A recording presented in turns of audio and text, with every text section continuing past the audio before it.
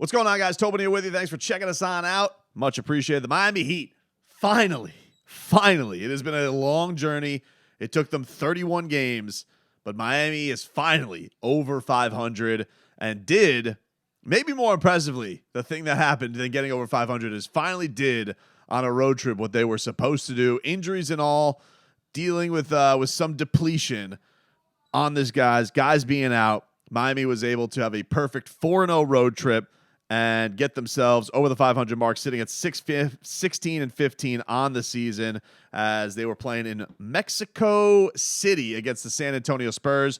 They win tonight 111-101. Jimmy Butler tonight was your leading scorer for Miami in front of the international crowd there.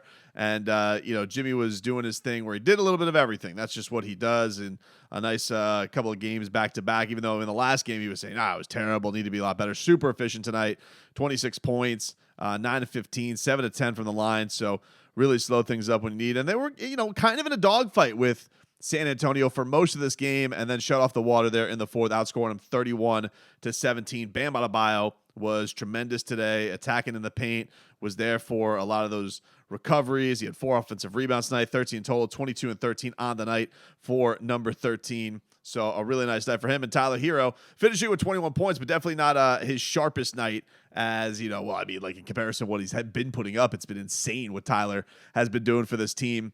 And they did this tonight without Kyle Lowry in the lineup, who was out with knee soreness.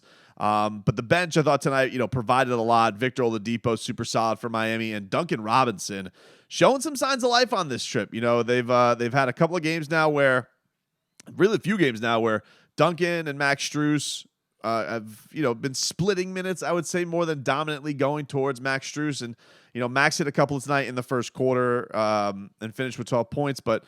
Duncan and Bam Adebayo find some of that familiar chemistry with themselves. Dunks is showing a little something, and then he hit a couple of big threes there to really put this thing away there in the fourth quarter of this game. Bam, he had 8 points there in the fourth quarter to kind of ice this one as well, and very, very important for Miami. This has been a long climb for them. I've said, was very frustrated with what last week was, where you had these losses to the San Antonio team. And they're not good. I'm not looking for a pat on the ass for Miami, but lost to the Grizzlies, sitting everybody and basically inviting you to go into their building and get a win. And then you have a loss to the Detroit Pistons. They're, what are they supposed to do? You're supposed to go and crush that team. And so to lose those games, it was very disheartening for Miami, I thought, especially off of the Boston win. And you really were wondering and thinking to yourself, man, is this ever going to get right? Are they ever going to go on any kind of a run?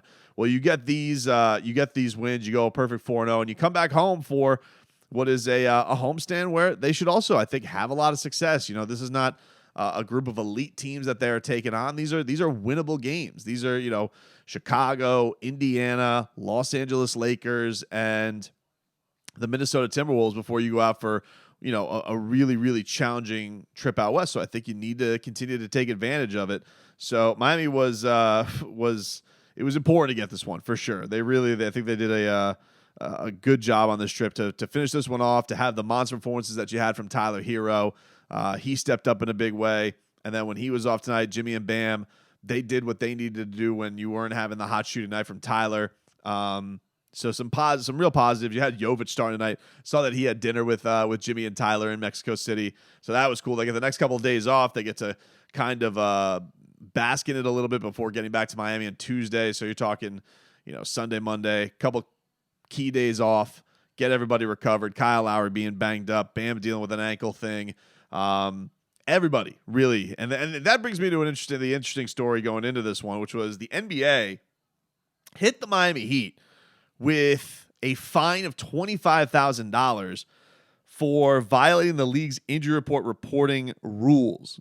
They had a news release that said the Heat failed to disclose an accurate game availability status for several players prior to its game against OKC.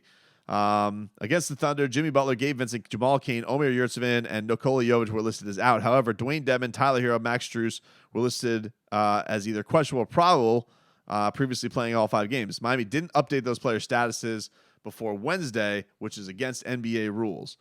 And I just all right, first of all, who is this affecting? What are we doing here? You got the big headline out of it. Jimmy Butler's not playing. That's the big no there.